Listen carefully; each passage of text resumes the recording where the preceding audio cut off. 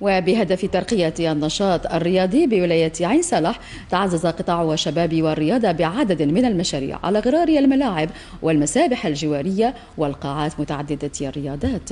أحمد بن مسعود يراسلنا. حركية تنموية واسعة يشهدها قطاع الشباب والرياضة من خلال منشآت رياضية جديدة وضعت حيز الخدمة وأخرى في طور الإنجاز، مكاسب هامة ستمكن الشباب من رفع قدراتهم الرياضية والترويح عن النفس.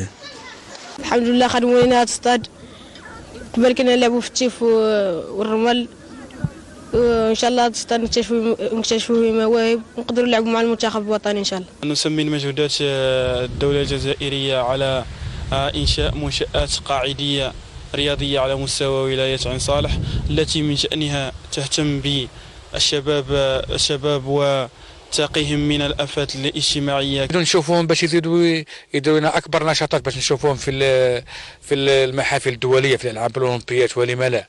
على نشوفوا كاع من المنيعه من تمراس، ماذا بينا نشوفوا منهم في كارت زوم من عين صالح. حاجه مليحه للشباب الولايه باش يمنوا القدرات نتاعهم ويمارسوا هواياتهم في اطار الرياضه.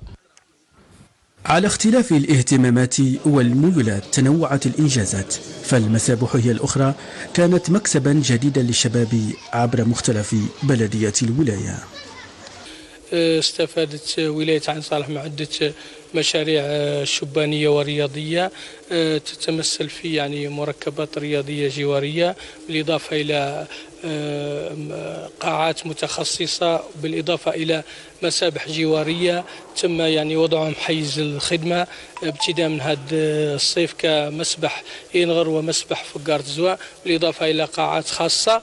ونحن في طور التحضير لافتتاح القاعة الخاصة، القاعة المتعددة الرياضية 500 مقعد. هذه المنشآت الرياضية ستسهم في رفع المستوى الرياضي للشباب وحتى النوادي في مختلف المنافسات الوطنية.